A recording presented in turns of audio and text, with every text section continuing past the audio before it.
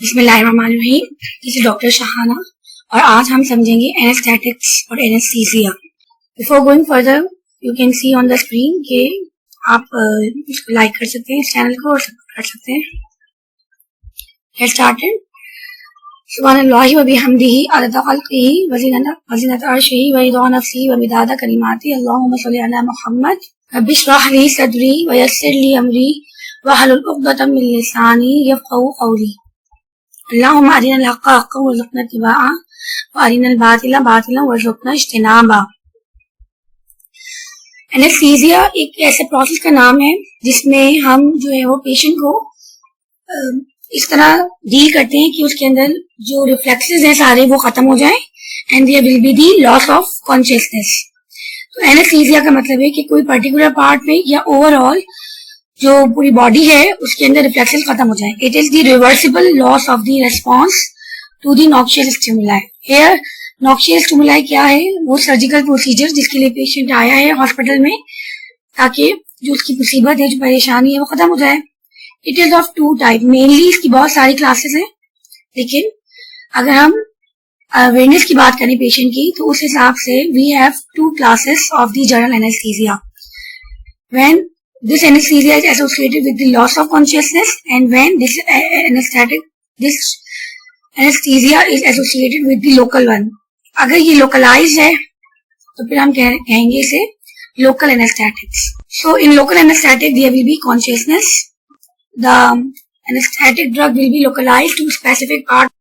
जब हम ये drug ले रहे हैं तो ये dangerous drugs हैं, so we will study what is the pharmacokinetics of the anesthetic drugs and what are the pharmacodynamics of the anesthetic drugs। So these are well distributed drugs, पूरी बॉडी के अंदर distribute हो जाएंगी, पूरी body का nervous system effect करेंगी, इसीलिए हमें ऑलमोस्ट तमाम ऑर्गन सिस्टम पे इसके इफेक्ट्स नजर आएंगे। अब अगर ये ड्रग चली गई है तो ये फिर रिवर्ट बैक होना बहुत मुश्किल है और the condition is very severe. The patient may be elderly, may be a child, और जो पेशेंट की कंडीशन है वो बहुत क्रिटिकल है। मे बी पॉसिबल वो सेप्टिक में हो या आईसीयू में हो या हाइपोवॉल्मिक हो।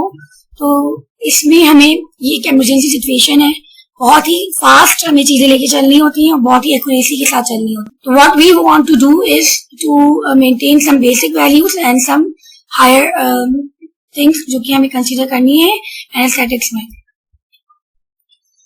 कौन कौन सी है बेसिक वैल्यूज? अगर हम देखें जो कि हमें बेसिक एनेस्थेटिक कैरेक्टरिस्टिक रिक्वायर्ड है, देयर मस्ट बी, अगर ये जनरल एनेस्थीसिया है, there must be a loss of awareness और एमनीसिया।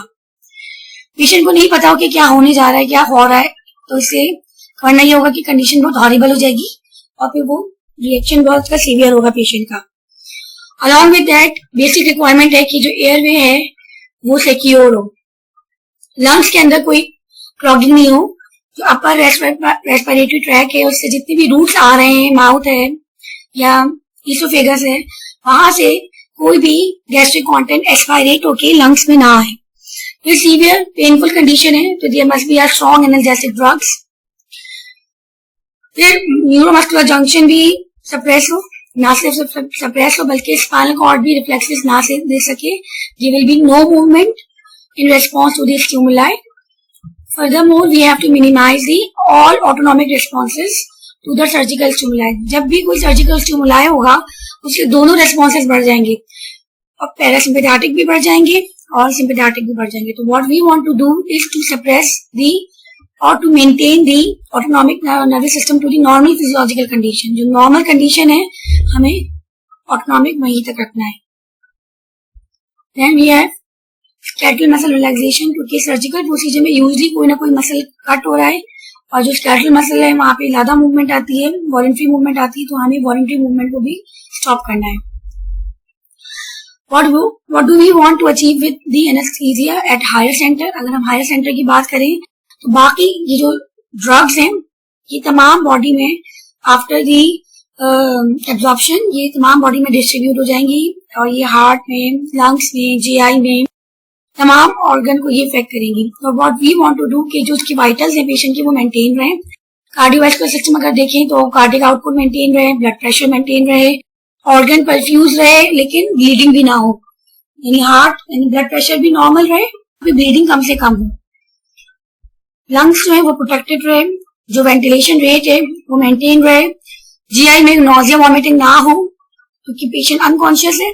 जब पेशेंट अनकॉन्शियस है तो ये जो नोजिया एंड वॉमिटिंग है रीएग्रेटेशन करके ब्लॉक कर सकती है रेस्पिरेशन को। यूनाइटो यूरिनरी ट्रैक्ट इंटैक्ट रहे, कोई मसला ना हो, रीनल इंजरी भी ना हो, कोई पोस्ट ऑपरेटिव कंफ्यूजन ना हो, पेशेंट के अंदर कोई ऐसे इफेक्ट्स ना आए कि उसका जो सीएनएस है वो कॉम्प्रोमाइज हो जाए। तो सीएनएस के अंदर हम ये देखेंगे कि जो पोस्ट ऑपरेटिव इफेक्ट्स है वो ना हो, पेन ना होने के बराबर हो या तो बिल्कुल ही ना हो, आइडियल है, या फिर अगर पोस्ट ऑपरेटिव पेन भी है तो अगर 10 गुना है तो उसमें से कम 3 गुना तक हम इसको रिड्यूस कर सकें। कोई भी डिजीज जिसके लिए ऑपरेशन हो रहा था, सर्जरी हो रही थी, वो दोबारा रिकर ना हो, कोई इम्यून सिस्टम कॉम्प्रोमाइज ना हो, कोई कैंसर ना हो जो रिकरेंस हो जाए, इम्यून सप्रेशन हमें नहीं देनी इसलिए ज्यादा कि आगे जाके हमें मसला हो कि इन्फेक्शन की तरफ चले जाए पेशेंट। तो ये तमाम चीजें हमें अपनी माइंड में रखनी है कि अगर एनास्थेटिक ड्रग्स जा रही हैं तो ये तमाम चीजों को ऑल्टर करेंगी। The ideal condition is that कि हमें पेन रिलीफ चाहिए फॉर जनरल एनेस्थीसिया। पेशेंट इस हालत में हो कि वो लगे कि वो सो रहा है और उसके मसल्स रिलैक्स हो। बैलेंस एनेस्थीसिया क्या होता है? It is a combination of agent कि हम बहुत सारे एजेंट्स को कंबाइन करेंगे to limit the dose and toxicity of the each drug. Unfortunately हमारे पास कोई एक एनेस्थेटिक ड्रग्स नहीं है जो ये तमाम चीजों को, बेसिक और हायर जो हमें रिक्वायरमेंट्स है हमारी, वो तमाम चीजों को मेंटेन कर सके। So what is the strategy? Strategy ये होती है कि बैलेंस एनेस्थीसिया के अंदर हम मल्टीपल ड्रग्स रेजिमेन कंबाइन करते हैं लोअर डोजेस में, ताकि हमारे डिजायर्ड इफेक्ट्स जो है वो प्रोड्यूस हो जाएं without any side effects, without any toxicity. So balance anaesthesia क्या है कि there must be unconsciousness, patient unconscious हो, पेशेंट पेन की कंडीशन में ना हो, एनाल्जेसिक हो, एनाल्जेसिया के अंदर हो, बिल्कुल उसमें कोई भी हम प्रोसीजर करें पेशेंट को पेन फील ना हो, muscles should be relax, there will be complete abolition of the compensatory reflex responses. दो मेजर हमारे पास क्लास है एनेस्थीसिया की, general anaesthesia and the local anaesthesia as we have discuss earlier. और general anaesthetics में हमारे पास दो मेजर क्लासेस है again, IV anaesthetics and the inhale anaesthetics. IV anaesthetics क्या होते हैं कि वो ड्रग्स जो कि आईवी रूट के थ्रू एडमिनिस्टर की जाती है, those drugs are called as IV या intravenous general anaesthetics, and those drugs that are administered through the inhalation route, those drugs are called as inhaled anesthetics, and both are helpful. They help each other to get the adequate surgical anesthesia and to allow the patient, to allow the doctor for the access to the operative site. कभी कभी general anaesthetics जो है वो good choice नहीं होती है, तो फिर हमारे पास लोकल एनेस्थेटिक्स, उसकी मजीद क्लासेस है एपिड्यूरल एनेस्थेटिक्स, फिर वो हमारे पास चॉइसेस होती हैं। जनरल फ्लो क्या है सर्जरी का? जनरल फ्लो ये है कि there must be a pain killer which is a fentanyl, usually there must be an induction phase. पहले हम पेशेंट को इंड्यूस करते हैं कि उसके अंदर एनेस्थीसिया इंड्यूस हो जाए, और ये आमतौर पर एक इंट्रावेनस एनेस्थेटिक ड्रग से इंड्यूस की जाती है, and that drug which is very commonly used is the propofol. Muscle paralysis हमें चाहिए होती है तो कोई हमें मसल ब्लॉकर भी चाहिए, न्यूरोमस्कुलर जंक्शन को जो ब्लॉक कर दे रिवर्सिबली, आइडियली रिवर्सिबली ब्लॉक करें। फिर हम वेंटिलेशन की डिवाइसेस यूज करेंगे, एयर चैम्बर यूज करेंगे या मास्क यूज करेंगे। फिर एक आईवी लाइन मेंटेन होगी और उसके जरिए एक एनेस्थेटिक गैस की भी लाइन मेंटेन होगी, जिसमें चैम्बर्स के साथ उसका रेट कंट्रोल किया जाएगा, और जो रेट है उसमें वेपर प्रेशर कंट्रोल किया जाएगा। उसके अंदर हमारे पास ऑक्सीजन होगी along with the air and along with the inhaled gases और इनहेल एनेस्थेटिक्स। इनहेल एनेस्थेटिक्स की जैसे फर्स्ट एग्जांपल अगर हम समझें तो एक एग्जांपल है sevoflurane. Besides these other drugs should be in our regimen. कौन कौन सी हमारे पास एंटीएमेटिक्स हैं? तो हमारी रिक्वायरमेंट क्या है? We want to achieve general anaesthesia, we want to sedate the patient. जो एग्जांपल्स है हमारे पास बहुत सारी हैं, propofol, thiopentone, ketamine, etomidate. This is the propofol. It is usually required for the induction and sometime maintenance. Mainly induction के लिए use होता है। 1 ग्राम पर 100 ml का इसका है। ये आपको वायल नजर आ रहा है। It is sedative, it has anesthetics, amnesics and anticonvulsive property, लेकिन वो इतनी ज्यादा profound नहीं है। इसका जो सॉल्वेंट है, यूजली इसमें मल्टीपल सॉल्वेंट्स अवेलेबल हैं, जैसे 10% सोयाबीन ऑयल है, इसमें 2.25% ग्लिसरॉल है, and it also contain egg phosphatide है। आइडियली इसका इंडक्शन में क्यों यूज हो रहा है? क्योंकि इसका ऑनसेट बहुत शॉर्ट है। अभी हम आगे स्टेजेस पढ़ेंगे तो हमें एक एक्साइटेटरी स्टेज आता है बीच में। अगर एनेस्थेटिक्स ड्रग्स जब हम यूज कर रहे हैं, एनेस्थीसिया इंड्यूस कर रहे हैं, तो पेशेंट एकदम एक्साइट हो जाता है। उस फेज को हमें अवॉइड करना है। उसके लिए हमें रैपिड ऑनसेट ड्रग्स चाहिए होती हैं। उसके लिए प्रोपोफोल आइडियली यूज होता है। 45 सेकेंड इसका रैपिड ऑनसेट है। Within 45 second of the IV administration patient में सर्जिकल एनेस्थीसिया प्रोड्यूस हो जाता है। लेकिन इसका ड्रॉबैक क्या है कि ये जो सर्जिकल एनेस्थीसिया है उसकी ड्यूरेशन बहुत शॉर्ट लिव है, इसीलिए इमीडिएटली इनहेलेशन एनेस्थेटिक से इसका जो सर्जिकल एनेस्थीसिया उसको मेंटेन किया जाता है। साइड इफेक्ट्स भी इसके ज्यादा हैं। ये एयरवे नैरो कर सकती है, there may be apnoea, hypotension हो सकती है ड्यू टू वेसोडाइलेशन। सो ये ज्यादा डोजेस में हम नहीं दे सकते। इनकी एनेस्थेटिक ड्रग्स की यही प्रॉब्लम है कि इनका जो थेरेपेटिक इंडेक्स है वो बहुत नैरो है, इसीलिए हम मिनिमम लो डोज में लेंगे, और अगर एक से नहीं हो रहा तो फिर हम कंबाइन करके दूसरा लो डोज में ही दूसरा एनेस्थेटिक हम यूज कर लेंगे। इंडक्शन कैसे करेंगे? हम सिंपल 2 ml लिग्नोकेन इंडक्शन के लिए हम उसको लेंगे प्रोपोफोल के साथ, उसको फ्लश करेंगे और वेट करेंगे 45 सेकेंड टू 60 सेकेंड के लिए। एट द मीन टाइम हमें एयरवे देखनी है, अपर रेडी करने हैं, जो अपर रिक्वायरमेंट्स हैं वो सारी की सारी फुलफिल हो रही है या नहीं हो रही है। मेंटेनेंस यूजली हो रही है सीवोफ्लोराइन के साथ या डैशफ्लोराइन के साथ या आइसोफ्लोराइन के साथ। कैसे होगी हम आईवी एनेस्थेटिक्स में डिस्कस करेंगे। लेट्स सपोज कि हमने सीवोफ्लोराइन यूज किए, तो ये ड्रग जो है वो पहले एब्जॉर्ब होगी, एल्वुलाई तक रीच होगी, फिर ये ब्लड में जाएगी और फिर ब्लड से ये जाएगी सीएनएस में।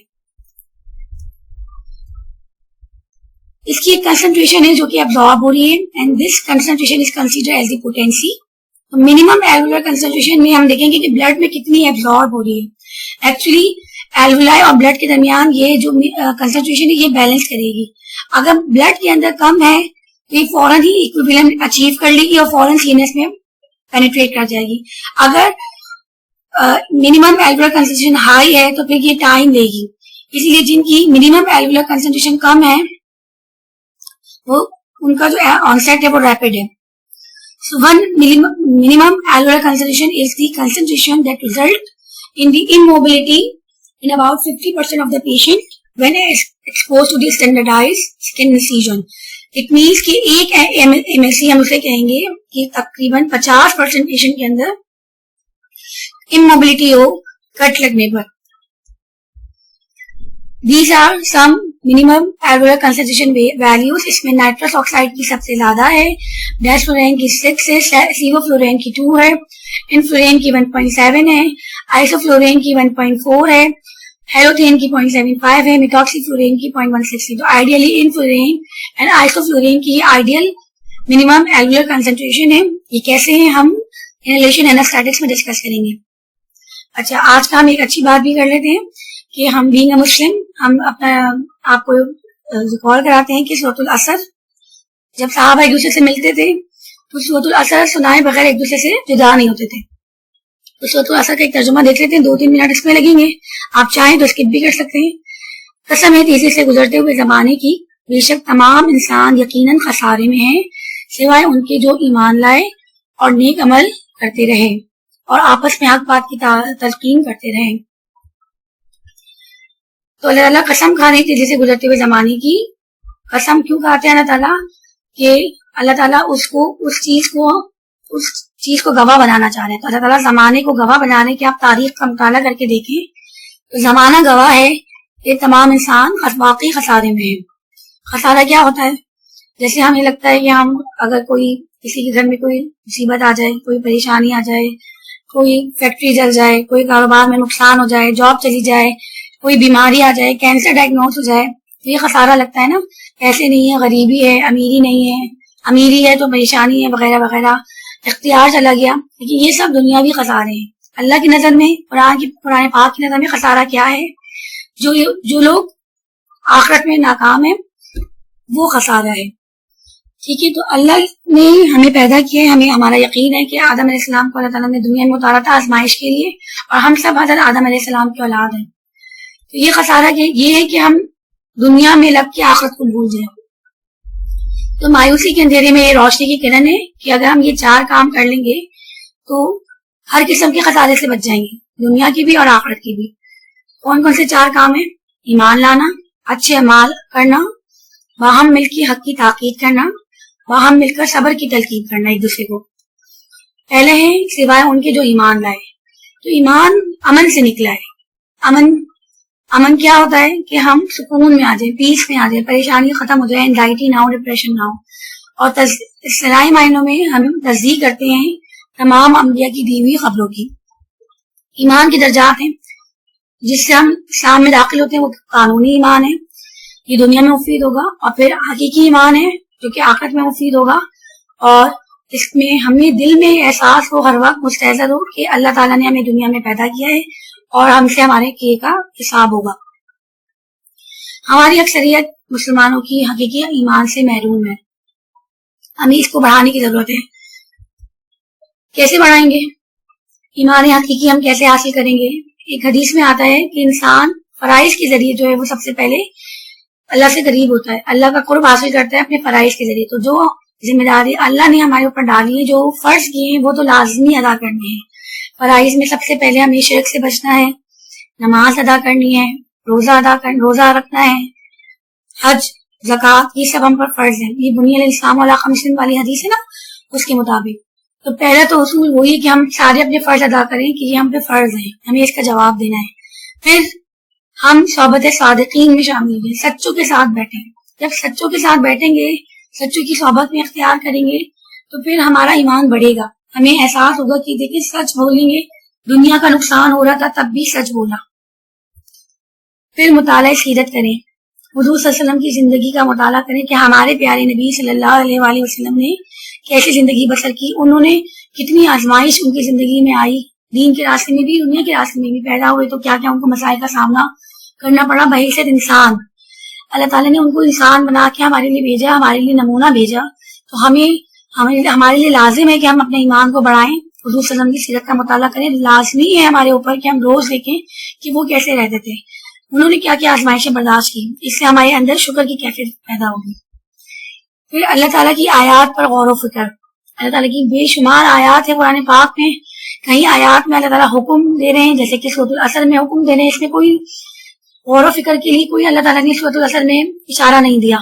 लेकिन बहुत सारी आयात है जिसमें अल्लाह ताला इशारा देते हैं कि देखो, आसमानों को देखो, जमीन को देखो, चांद को देखो, सूरज को देखो, दरख्त को देखो। और हम फार्मासिस्ट हैं, हम देखते हैं कि कैसे सेल बनता है, कैसे डिसिप्लिन में है हर चीज, कैसे दुनिया रोटेट हो रही है, कोई चीज किसी से टकराती नहीं है।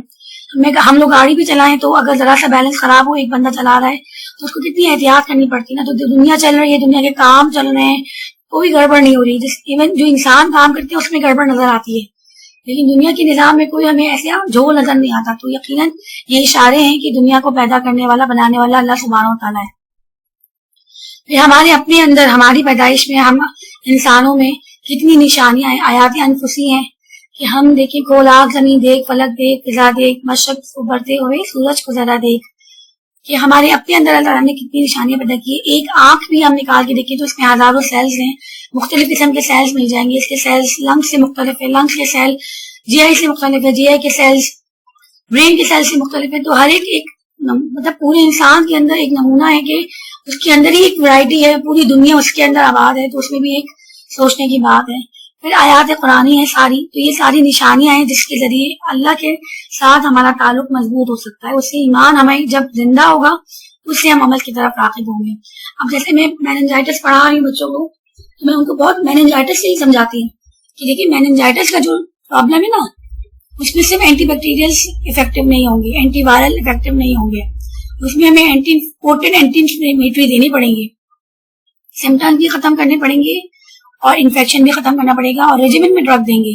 कोई एक ड्रग अगर हम कम कर दें, लेट्स सपोज डेक्सामेथासोन ना दें या फिर एंटीबैक्टीरियल ना दें, डेक्सामेथासोन दें, तो आर्जी इफाका होगा लेकिन परमानेंट इफाका नहीं होगा। पेशेंट खत्म हो जाएगा, एक्सपायर हो जाएगा, क्योंकि जो उसके अंदर जर्म्स से वो ग्रो होते जाएंगे।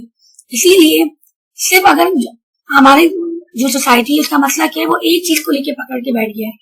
जो लोग ईमान वाले वो ईमान की ऊपर मेहनत कर रहे हैं, जो अमल वाले वो सिर्फ अमल पे मेहनत कर रहे हैं, जो तवासो बिल हक वाले हैं वो सिर्फ सच्ची बात कहते हैं, अमल से उनका कोई ताल्लुक नहीं है या ईमान उनका बहुत कम है। तवासो बिल सबर वाले वो सिर्फ सबर की ताकत करते हैं। ये चारों काम एक दूसरे के साथ इंटीग्रेटेड है। तो ईमान के साथ साथ हमें अमल भी करना है, अमल के साथ साथ हमें तवासो बिल हक भी करना है, तवासो बिल हक के साथ तवासो बिल सबर भी करना है। तो जिन्होंने अच्छे अमाल किए, तो अमल और फेल में फर्क है। अमल इरादतन कोई काम हमने किया है वो होता है अमल। हम जो वॉलंटरीली काम कर रहे हैं, हमने एडमिशन लिया है, वॉलंटरीली लिया है ना फार्मेसी में एडमिशन, ये सारे काम हम सोच के कर रहे हैं। तो वो जो हम सोच के काम करते हैं वो हमारा अमल है, उसी की हमसे पूछ की जाएगी। जो काम हम बगैर सोचे समझे कर रहे हैं वो तो गैर इरादी है, वो फेल है।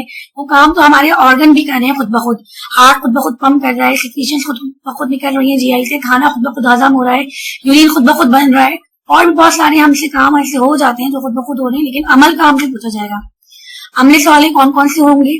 पहले तो नियत बिल्कुल ठीक हो, उसकी नियत हो, अल्लाह के लिए काम हो, फी सबीलिल्लाह इन्नमल आमालु बिन्नियात, नियत हमारी खालिस हो, अल्लाह के लिए हो। फिर मारूफ हो, गलत काम ना हो, लोगों में भी मारूफ ही मशहूर हो कि हाँ सबको लगता हो कि सही काम है। जैसे कि सच बोलना, सबको पता है सच बोलना अच्छी बात है, झूठ बोलना बुरी बात है, रिश्वत देना बुरी बात है, लेना बुरी बात है, धोखा देना बुरी बात है। तो ये मारूफ है, सबको पता है कि ये अच्छे काम है। फिर खिलाफ सुन्नत ना हो, हम हुजूर सल्लल्लाहु अलैहि वसल्लम की सीरत का मुताला ही इसलिए करें कि हम हुजूर सल्लल्लाहु अलैहि वसल्लम की लाइफ को प्रायोरिटी दें, कि हमारी जिंदगी में और हमारी लाइफ के सामने हुजूर सल्लल्लाहु अलैहि वसल्लम की लाइफ हो कि उन्होंने ऐसी जिंदगी गुजारी है, this is a role model, उनकी जिंदगी की क्या प्रायोरिटीज थी। तो वो हम जब प्रायोरिटी सामने होंगी तो हम सुन्नत के खिलाफ जाएंगे ही नहीं। अब उल्टा मामला है ना, जैसे फीमेल्स अब ड्रेसअप होती हैं, उनके टखने खुल गए, मर्दों के टखने खुलने थे और फीमेल्स के ढकने बंद होने थे। यहाँ पे कितना शैतान ने हमें भड़काया, आहिस्ता आहिस्ता मोटिवेट किया इस तरह कि जो ड्रेसिंग सेंस है वो उल्टा हो गया। जो चीज फीमेल के लिए अलाउ नहीं थी वो फीमेल ने अपने लिए अलाउ कर ली, खवातीन ने अपने ऊपर अलाउ कर ली, और जो मर्दों के लिए भी अलाउ नहीं थी उन्होंने भी अपने अलाउ कर ली। बिल्कुल उल्टी हमारी वो चलती है, तदबीर चलती है। तो बिल्कुल शैतान हमें उल्टी बात सुझाता है। तो वो चीज हमें समझ में आनी चाहिए कि काम सुन्नत के खिलाफ ना हो, सुन्नत के दायरे में रहें, हुजूर सल्लल्लाहु अलैहि वसल्लम से हम आगे ना बढ़े। तो सूरह हुजरात में भी अल्लाह ताला कहते हैं ला तुक़द्दिमू बैना यदयिल्लाहि व रसूलिही, हुजूर सल्लल्लाहु अलैहि वसल्लम अपने कदम आगे ना बढ़ाओ, ला तुक़द्दिमू बैना यदयिल्लाहि व रसूलिही, हुजूर सल्लल्लाहु अलैहि वसल्लम से और अल्लाह से अपने कदम आगे ना करो। तो अपने आप को हमेशा अल्लाह की अम्ब्रेला के अंडर रखें, अपने आप को हमेशा हुजूर सल्लल्लाहु अलैहि वसल्लम की अम्ब्रेला के अंडर रखें, उनके नीचे रखें कि हाँ हम हुजूर सल्लल्लाहु अलैहि वसल्लम के फॉलोअर्स हैं। ठीक है, आज के लिए इतना ही ठीक है, बाकी हम जो उसकी मजीद लेक्चर्स हैं वो दूसरे से सुनिए। Thank you.